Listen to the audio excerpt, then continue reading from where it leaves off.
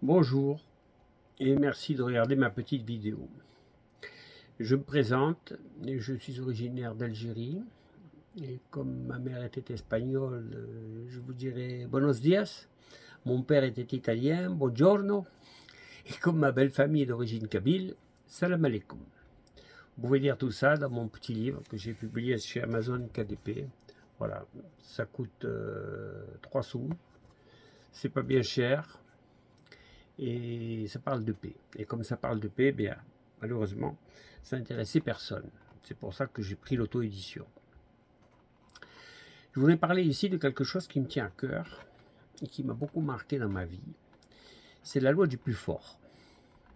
Quand j'étais petit, j'étais faible et tout le monde se moquait de moi. Et un jour, quand j'ai grandi, j'ai poussé la porte d'une salle de boxe américaine à Paris 14e, chez Dominique Valera, pour ceux qui connaissent. Dominique Valera, voilà, c'est lui, Dominique. Et là-bas, il y avait un entraîneur qui s'appelait Youssef Zenef. Zef, c'est un chat sur le ring. Jamais vu un type comme ça. Et c'était une excellente école et là-bas, j'ai beaucoup appris. Alors, pour en revenir à mon propos, j'ai entendu dire que Dieu avait donné la force aux plus justes. Mais je l'ai entendu dire seulement. Ce dont je suis sûr, par contre, c'est ce que j'ai appris à l'école. Quand on risquait de se faire casser la gueule à la récréation si on avait peur de se battre.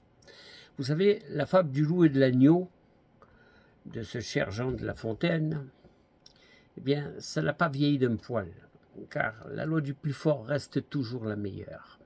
Bien sûr, il y a la loi des juges qui dit « nul ne peut se faire justice soi-même ». Alors, quand vos enfants se font harceler à l'école, essayez un peu d'aller parler au chef d'établissement.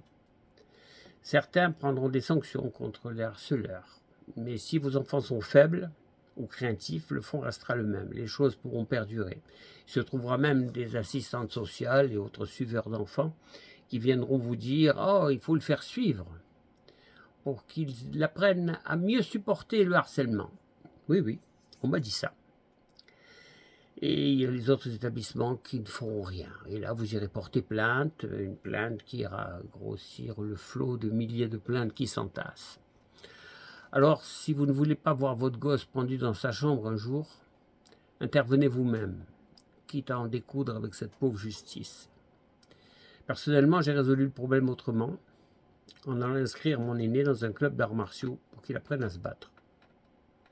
Ça a duré quelques mois, l'entraînement. Il était content. Chaque fois qu'il rentrait le soir, il se sentait un petit peu plus fort. Et là, miracle. Les harceleurs ont fini à l'infirmerie et le lendemain, à la cantine, tous les élèves appelaient mon fils pour qu'il vienne s'asseoir à leur table. Cherchez l'erreur. La vie est un combat. Et il n'y a pas que moi qui le dis, c'était Victor Hugo qui disait ça. Ceux qui vivent, ce sont ceux qui luttent.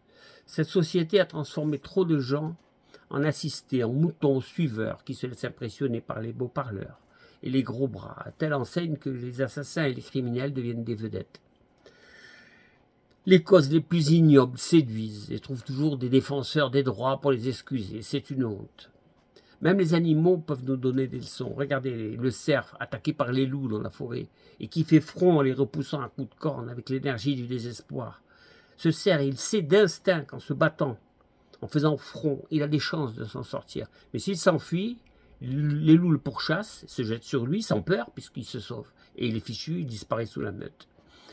Et la plupart des agressions et des actes de barbarie qu'on voit ici et là sont le fait d'individus qui se sentent tout-puissants, dans un système où règne l'impunité, la permissivité, où les procédures s'enlisent, où trop de lois tuent la loi, où le courage de nos résistants et autres Jean Moulin sous l'occupation nazie a été remplacé par des collabos qui vérolent notre République et nos valeurs pour lesquelles tant de citoyens ont donné leur vie autrefois sous l'occupation nazie. En 1918, en revenant de la boucherie de Verdun, mon grand-père avait dit à ma mère ce mot connu des militaires: parfois, il vaut mieux faire le boucher que le veau.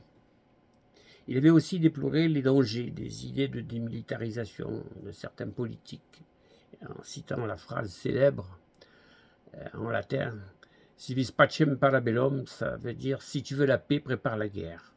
La traduction. Maintenant, j'aimerais parler aussi de nos dirigeants. Les dirigeants qui ne gèrent que l'immédiateté. Ils mettent en place un système éducatif où on donne le baccalauréat presque à tout le monde, où les assistantes sociales prennent la place des familles, des parents, où les enfants contestent l'autorité de leur père et de leur mère. Et pendant ce temps-là, il y a d'autres peuples, que je ne citerai pas, qui élèvent leurs enfants dans la culture de l'effort, du travail, du respect de la famille. Et ceux-là finissent par prendre les meilleures places dans la vie, parce qu'ils sont les meilleurs. Le niveau qui est assez bas de culture générale de nos concitoyens, la multiplication des jeunes qui sont en rupture avec leur famille, tout ça quelque chose d'inquiétant, car c'est sur ces terres de l'ignorance, des esprits faibles, que va régner la manipulation. Regardez autour de vous et vous comprendrez pourquoi certains gouvernements ou certains États n'aiment pas les étudiants et les intellectuels. Ils préfèrent des gens incultes, à qui on peut faire croire, par exemple, ce que j'ai entendu l'autre jour, de la bouche d'un, je dirais pas qui.